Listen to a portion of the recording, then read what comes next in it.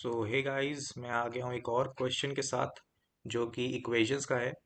यहाँ पे इक्वेशंस में हमारे पास एक क्वाड्रेटिक पार्ट है और एक ट्रिग्नोमेट्रिक पार्ट है इक्वेशन में।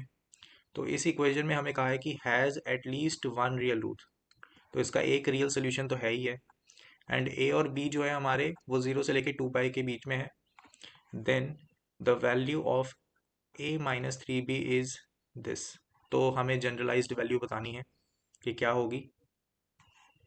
तो इस क्वेश्चन को हम सॉल्व कैसे करेंगे?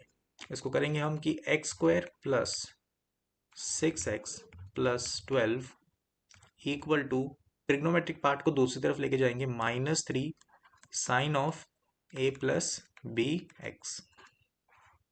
तो अब हमें यहाँ पर करना पड़ेगा कंप्लीटिंग द स्क्वायर। तो कंप्लीटिंग द स्क्वायर के लिए क्या करेंगे? हमें पता है a² तो हमारा x² है, b² हमें चाहिए यहाँ पे बनाना पड़ेगा 12 से, और ये बीच में हमारा क्या होगा? 2 टाइम्स a इंटू बी।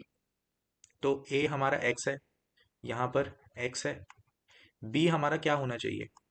यहाँ पे 6 में से अगर 2 अलग कर दोगे तो आपको मिलेगा 3। मतलब b की वैल्यू असल में 3 है। तो यहाँ पे 9 आपको रखना पड़ेगा b की जगह। तो 12 जो है उसको आप 9 प्लस 3 में तोड़ दो। तो जो कंप्लीटिंग द स्क्वायर के बाद आपके पास मिलेगा वो होगा x प्लस 3 का स्क्वायर प्लस 3। तो आपकी लेफ्ट हैंड साइड काफ़ी सिंप्लीफाई हो चुकी है। तो अब हमें करना है एनालाइजेशन। लेफ्ट हैंड साइड को अगर आप देखोगे तो क्योंकि ये यहाँ पर एक स्क्वायर है तो यहाँ पर मिनिमम वैल्यू इसकी 0 होती है और मैक्सिमम वैल्यू क्या होती है? इन्फिनिटी। उसके साथ प्लस में 3 है तो इसकी जो रेंज है वो ग्रेटर देन और इक्वल टू 3 आ जाती है। वैसे ही अगर आप राइट हैंड साइड को देखोगे तो वो क्या है कि उसकी रेंज आपको 3 से -3 के बीच में मिलेगी, क्योंकि साइन जो फंक्शन है वो -1 से 1 तक जाता है। तो -3 मल्टीप्लाई करने पे उसकी रेंज ये आ जाती है। तो अब अगर इन दोनों को आप देख रहे हो, एक तरफ ग्रेटर देन और इक्वल टू 0 है, एक तरफ लेस देन और इक्वल टू 3 है, तो इससे मिल रहा है कि ग्रेटर देन और इक्वल टू 3 और लेस देन और इक्वल टू 3 को अगर देखोगे तो एक ही केस बनता है कि जब दोनों ही 3 के बराबर हों तभी इक्वालिटी होल्ड कर सकती है।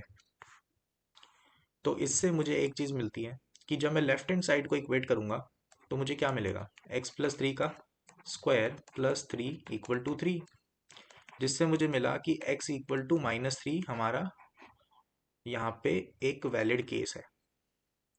और राइट हैंड साइड में जब मैं करूंगा तो -3 sine of a plus b x equal to 3।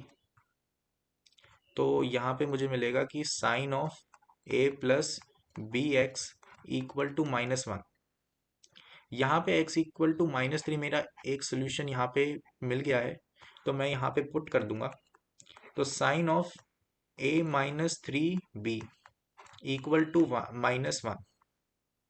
तो अगर मुझे इसकी जनरलाइज्ड रूट्स निकालने तो वो कुछ ऐसे निकल जाएंगे। a -3b इक्वल टू -π/2, और फिर मुझे इसका जनरलाइजेशन करना है तो मैं क्या करूँगा? 2n π से प्लस कर दूंगा।